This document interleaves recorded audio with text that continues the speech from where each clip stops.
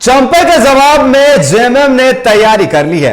दरअसल आपको बता दें कि चंपा सोरेन के जवाब में जेएमएम की तैयारी देखने को मिल रही है। चंपा के विकल्प के रूप में होगी बीजेपी नेता रमेश हांसदा, वास्को बेसरा। आपको बता दें चंपा के खिलाफ ही बगावत करके झामुओं से बीजेपी में आए थे रमेश हांसदा। जेएमएम के संपर्क में बीजेपी नेता रमेश हांसदा और वास्को बेसरा। झामुओं सांसद जोबा मांझी ने की वास्को बेसरा से मुलाकात। वास्को बेसरा हाल में निर्दलीय या किसी भी दल से चुनाव लड़ने वाले प्रत्याशियों में से एक है। जब इनमें किसी को मौका मिलता है या कोई और नया चेहरा होगा जेएमएम के पास, तो अब देखने वाली बात होगी कि चंपा के जवाब में जेएमएम की तैयारी जो है वो देखने को मिल रही है। चंपा के विकल्प के रूप में होंगे बीजेपी नेता रमेश हांसदा और वास्को बेसरा।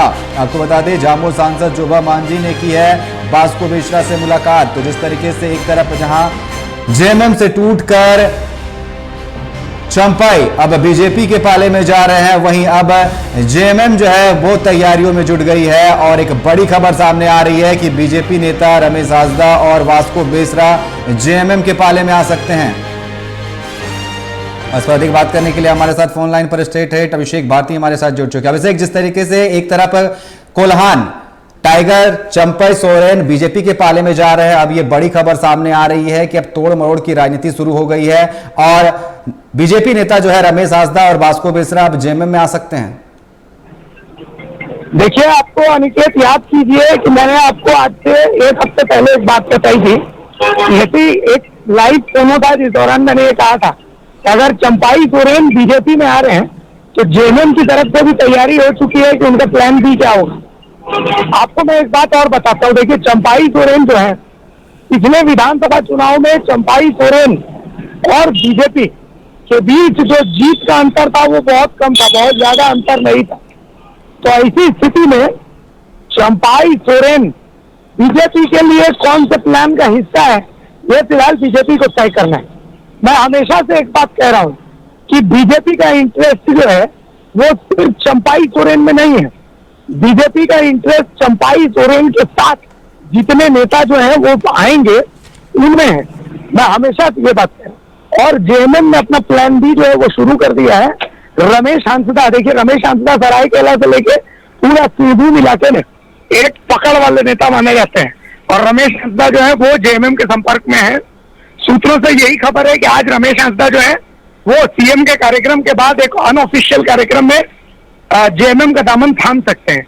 इसके अलावा वास्को बेसरा की मैं बात बताऊं, वास्को बेसरा भी बीजेपी का एक बड़ा चेहरा है सिंहभूम इलाके में। और वास्को बेसरा जोबा मांझी से कल रात में मिले हैं और वास्को बेसरा की भी बहुत हद तक यही खबर है कि जेएमएम का वो दामन थाम सकते हैं। तो जेएमएम ने अपना डैमेज कंट्रोल जो है वो शुरू कर दिया है और डैमेज कंट्रोल में जेएमएम का प्लान यही है कि जिस तरीके से चंपाई सोरेन, क्योंकि चंपाई सोरेन की बात इतनी है कि चंपाई सोरेन वोट के मामले में थोड़े कमजोर पड़ते हैं। मैं आपको फिर से ये बात बताऊं, सरायकेला विधानसभा से भी अपने जेएमएम के प्रत्याशी जोबा मांझी को चंपाई सोरेन जी मतलब बढ़त नहीं दिला पाए थे लोकसभा चुनाव में। सरायकेला विधानसभा सीट से भी उनकी जीत का अंतर बहुत कम था। तो इस स्थिति में जेएमएम जानता है कि उसको ऐसे नेता चाहिए जो वोट बैंक में मजबूत हो और रमेश हांसदा और वास्को बेसरा उसी नीति के जो है नीति का नतीजा है। जी अभिषेक, जिस तरीके से आप बता रहे हैं और सबको पता है कि बीजेपी सिर्फ चंपा सोरेन को नहीं चाहती है, उनके जो विधायक है और जो नेता है वो चाहती है, तो क्या लगता है जिस तरीके से अगर ये बाकी नेता जो है अगर जेएमएम में चले जाते हैं तो क्या चंपा सोरेन जो अकेला चना भाड़ फोड़ पाएगा?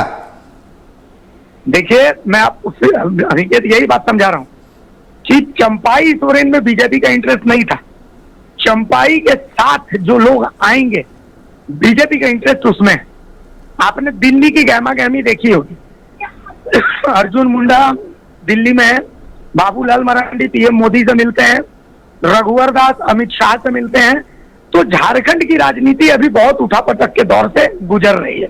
अकेला चला भाड़ नहीं फोड़ सकता, ये बात अब सही है। लेकिन जेल से आने के बाद बीजेपी का जो हर दांव है, हेमंत सोरेन पकड़ चुके हैं कि उनका पीस कौन सा है। तो जेल से आने के बाद हेमंत सोरेन आदिवासियों के सबसे बड़े नेता बनके उभरे हैं। आपको एक और बात मैं बताऊं कि आदिवासी सेंटीमेंट जो होता है वो बहुत जबरदस्त होता है और उस सेंटीमेंट को अभी तक बीजेपी छू नहीं पाई है। चंपाई सोरेन को बीजेपी ले जाने का जो फैसला है, तो कहीं ना कहीं आदिवासी सेंटिमेंट को वो भी छूने की कोशिश है। अब ये वोट्स में कितना कन्वर्ट होगा, इसके लिए थोड़ा सा इंतजार करने की जरूरत है, क्योंकि हेमंत सोरेन का प्लान भी क्या है और चंपाई सोरेन का प्लान भी क्या है, इन सब पर आपको अभी नजर रखनी है। जी अभिषेक जी, आपका बहुत बहुत धन्यवाद हमारे साथ जुड़ने के लिए और तमाम जानकारी देने के लिए।